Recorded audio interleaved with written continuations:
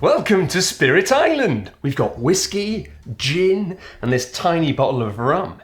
But enough about that. Welcome to Spirit Island. Kindly provided by Greater Than Games, 1 to 4 island spirits will be cooperating to protect this cleanly segmented ecosystem from the beautiful encroaching fist of progress.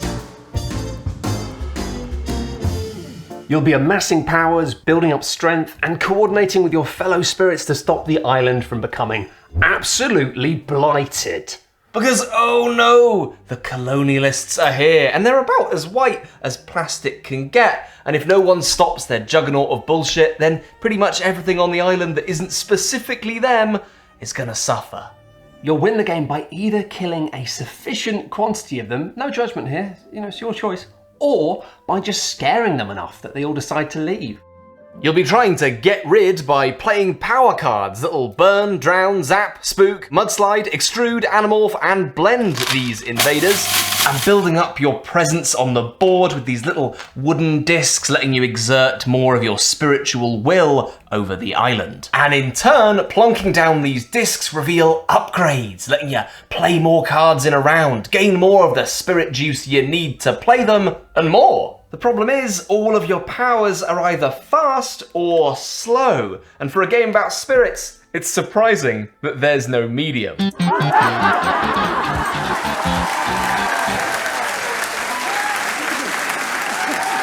Great news! Fast powers happen now, right now, basically. Hoof them out into the wild, we're going. Boil that man right now, you deserve it. But slow powers? Later. They'll all trigger after the AI arseholes have taken their turns, and they get a lot of stuff done in a very short amount of time. Right in the middle of each turn, you're going to draw a new card to determine how the invaders are going to be moving through the land. These cards shift along a conveyor belt of evil, so that each type of location card you draw will see 3 different little events happen over the next 3 turns. Firstly, they're going to explore, seeping out into the world with the steady determination of an oil spill.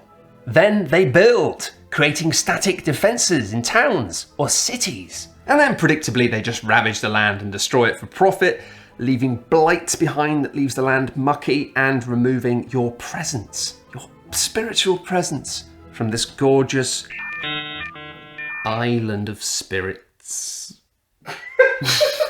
After that, it's time for slow powers. They're here, baby. They're late to the party, but they're here and they're gonna do things. Oh, I'm so sorry I'm late. Burning people always takes a lot longer than you expected, right? I did bring some wine. Once you've all taken it in turns to fire off all of your slow powers in the order you think you want to, you go back to your boards, grow your spirit, and then you're playing more cards, activating the invaders, and the cycle begins anew, and that's a wrap. That's the game. That's the shape of it. And it's good. Every part of this arc is so satisfying. It gave this unbelievably clean first impression that just immediately won me over. Yeah, it's so good. I'm actually quite angry that it's taken us this long to do a video review of this game. And as penance, I'm now gonna force myself to walk into a bush. Matt, wait, Matt. What? I don't know how much I actually like it, so we should probably explore that. You're not sure you like it? Well, I don't know. We're going to explore that, aren't we, in the video? Oh, shall I come out of the bush? Yeah. All right. So, these people ravaging the lands, that's bad for 2 reasons. First of all, the lovely island will get gunky and bad. Secondly, people actually already live here, and these new people kill the original people who were already there. I don't know, guys, that seems worse than the gunk. Don't worry though, these aren't real people.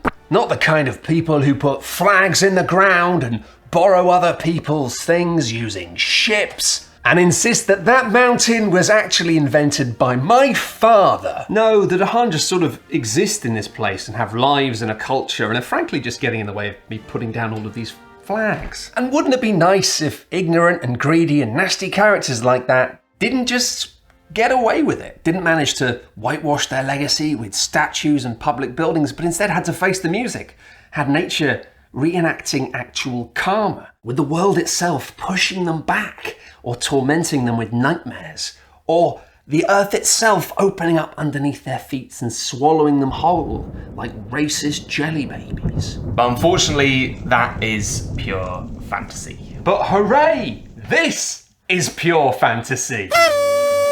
As players, you're stepping into the ethereal shoes of a spirit, giving the natural world a fighting chance, harnessing the power of the elements to save the day. It's like Captain Planet, except there's 8 different powers to choose from, which means you don't have to be the kid that just gets stuck with heart. And even in the base game, some of these spirits are spicy. Strike with the speed and fury of lightning. Invade their dreams with visions of horror. There's even a spirit that lets you work with the Dahan to push back the invaders. I really love how different all of these spirits feel. Spirit Island doesn't have that many verbs, but specifically which verbs you have access to and how intense they are gives every single spirit a kind of thematic asymmetry. What does it look like when a fast hot bird and a slow rock man team up?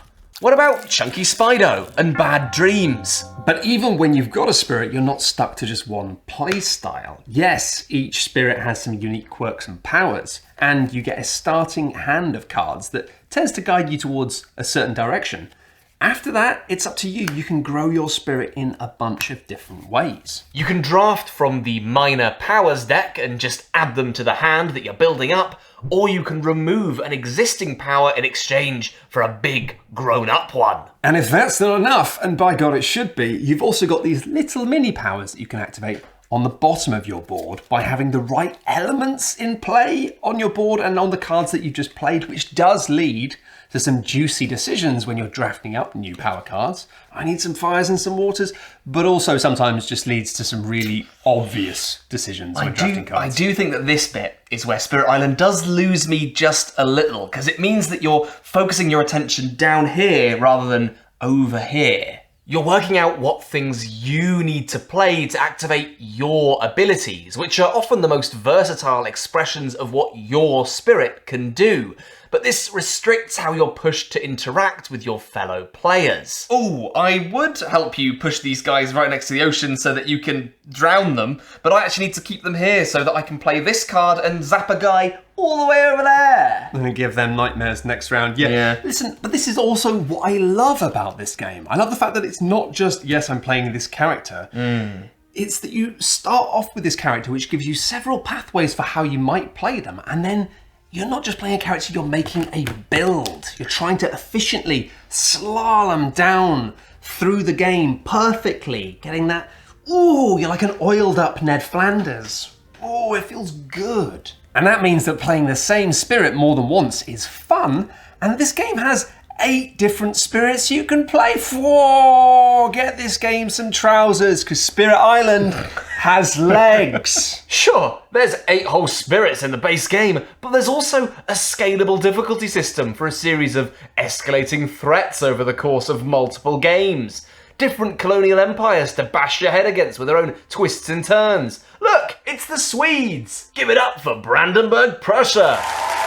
Listen, the value proposition for Spirit Island is preposterous. It is, and I just briefly want to step in here to talk about the production values. This game is not the most beautiful game I've ever seen. Some of the art and design is, I'll be honest, a little bit ugly. However, I really love the use of different materials here.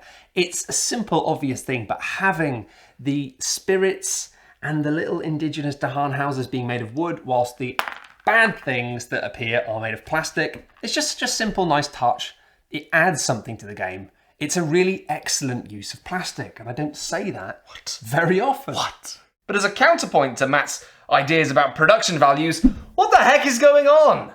Spirit Island's chunky tactility and variability makes it pop on the table, but that does not mean it's a game that visually facilitates cooperation, especially in violently 3-player and disturbingly 4-player games. My problem with Spirit Island's production is the complete lack of tools given to players to transmit information on such a busy board. Just 3 useless tokens that do nothing but denote a player is acting here. Absolutely pathetic at getting across the breadth of abilities that you'll be firing off on your turns. I feel like so much of Spirit Island takes place in this swampy middle ground where everyone gestures vaguely at what bits of the board they have covered, and when the board gets to its unreadable peak, you can't remember who's doing what and when and where. I simultaneously kind of agree with Tom and kind of don't, in the fact that I think, yes, these tokens that you put down to say, I'll do something there, don't give much information, but sometimes they're just enough for me to remind myself that I've apparently promised to do something somewhere. Because it is very easy to quickly be like, it's fine, I'll murder those people with fire, and then you go, oh, but I promised I'd do something over there.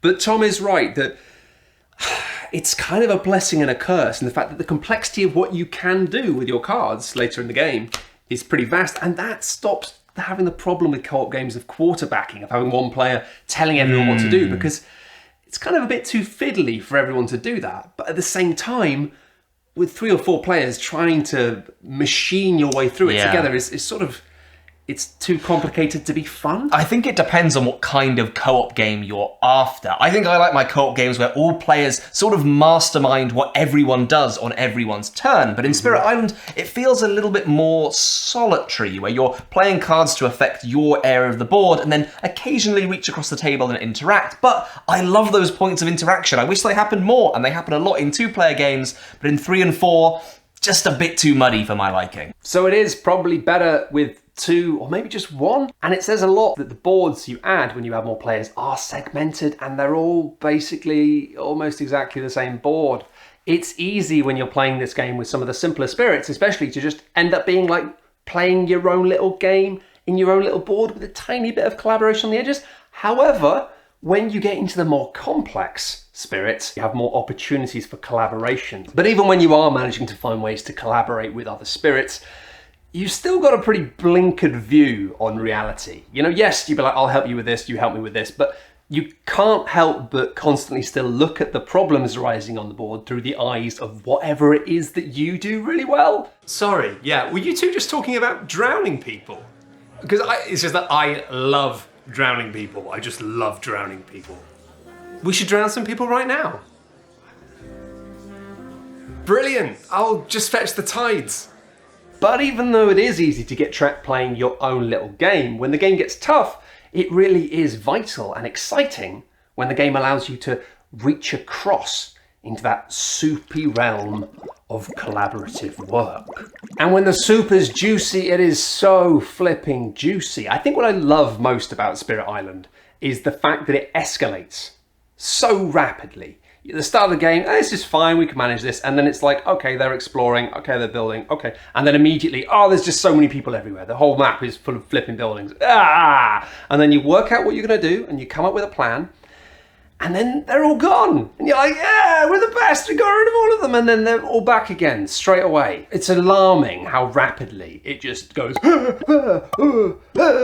And it is a little bit solitary sometimes. And I can see why people might not like it as much. But that flow of getting to take those cards, picking the one, having this dream idea of where your build might go, having those turns where you manage to just completely decimate the invaders, and then having those horrible turns where you can't do anything about it, and maybe we'll do it next turn, but you're already cleaning up the people from last turn that you couldn't deal with, and there's just so many people everywhere. Oh, it's a fabulous little puzzle, and it's just joyful to play in every moment of every round. But it is these power cards that are the real star of the show. The deck of minor powers has a lot going on, and they're all very evocative in different ways. They all give you a real sense of the ways that you might be manipulating this world. And then you've got the major power cards, which are both evocative and also absolutely badass. I think about 50% of them have card names that sound like they're metal bands. It's rad. Dissolve the bonds of kinship. Vengeance of the dead. Mists of oblivion. The trees and stones speak of war. Ah! Those sound really scary. So let's finish by talking about fear. The invisible metric by which you determine when the invaders have had enough. This little system, it is wicked. Every single time you remove a city or a town from the board, you're going to generate some fear. And when it reaches its towering peak, bam, It's fear time. You get a fear card, and that's going to give you a little fancy ability. But alongside that, it will eventually make the game just a little bit easier to win. This is evocative, rich, and thematic, with players trying to shoot for a little fear bonus and trying to get something that'll just help them just enough to survive between turns, but working to a larger goal of just putting the nail in the coffin for these evil boys. But I do think that this lends the game something of a predictable shape. How are we gonna do this? We're doing this! We did it! The gradual power creep of your spirits and the increasing fear of the invaders means that a lot of the games of Spirit Island that I played felt a little bit linear, building to a turn where everything just pops off and then you're done. But I mean, to be honest, you have just described almost every cooperative game ever. Yeah, maybe. Play devil's advocate. However, I do get what you mean. I do get it. There is a predictability to the way that these games shake out, especially compared to co-op games where every round something's going to happen that you're not going to foresee. What are we going to do? You're very rarely reacting to like anything that's a surprise. You can see what's going to happen turns ahead, and it's a case of trying to make long-term plans. And I really enjoy that as a kind of a shape of a game, but I can see it lacks the spikiness and excitement of stuff that just throws sticks into your bicycle spokes at random. Yeah, and I think that I really like Spirit Island as a game, as a value proposition, as a thing that is fun. I like this game more. Why do you hate I don't hate it. Why do you hate Spirit Island, Tom? I like it a lot, but I just think after a few games, You're done? I think I've seen what I need to see. You think you're done. That's fair enough. But there is something else here. The first mini expansion... You got this one though, right? Like, I don't need to be here if you're just talking about the expansion. You might be interested to hear about the first mini expansion. I'll hear from it off camera. It's all right. Don't worry. All right, we can come back if you want to. Yeah, you keep going. The first mini expansion, Branch and Claw, changes things and adds things that might have made Tom like the game more than he did, but he's gone now and that's fine. Effectively, you have event cards, which means that every round something a bit unexpected is going to happen. Will it be bad? Will it be good? Ooh, a bit of spiciness, bit less predictability. And also you get a bit more context and flavour with some of the abilities that are going down on the board. You get things like beasts and pestilence and things that just allow you to flesh out the world a little bit more. Spirit Island, I think, is just really, really great. And Tom thinks it's pretty good, so don't leave a comment saying you hate it. It's really, you've got to listen to what we say. Don't you dare! We try to be quite clear about what we think, but people still don't seem to hear us a lot of the time. But I'm going to come back, at the very least, with a follow-up video to this with Branch and Claw and... I just dropped it on the floor. It's fine. And Jagged Earth. At the moment, it's just a lid because we dropped the rest of the game on the floor. But I will be returning with a follow-up review of these mini expansion and expansion because this is cool. Will Tom be in that video as well? I don't know. It depends whether or not he wants to play the game. That's how life works. Yeah. Anyway, that's the end of this video, and we hope you enjoyed it. Finally, just going to point out, if you're going to join us again, Tom, I promise I won't talk to you about Spirit Island expansions anymore until tomorrow. We are in the middle of a funding drive for Shut Up and Sit Down. If you like what we do, did you know that we are mostly funded by donations? You can go and donate to us by going to shutupandsitdown.com/donate. And for the first time, because people have been asking us to do it for ages, we are actually on Patreon as well. So you can go to patreon.com/shutupandsitdown. If you want to do that, that would be absolutely super. You can do it. Yeah, you can. It's allowed. If you're feeling the squeeze right now and things are tough, don't worry about it. Don't do it. But hey, if you've got some money in your pocket and you like what we do and you want to see us to continue to do it for years and years, then hey, chuck us a bit of money. We only mention this like twice a year, once every 6 months. So we're going to squeeze it for as much as we can. Just squeeze that orange a little bit longer, and then we stop squeezing the orange and we leave it alone. So that's the end of this orange squeezing now. Well, thank you for watching our video. That was great. Oh, what a professional outro.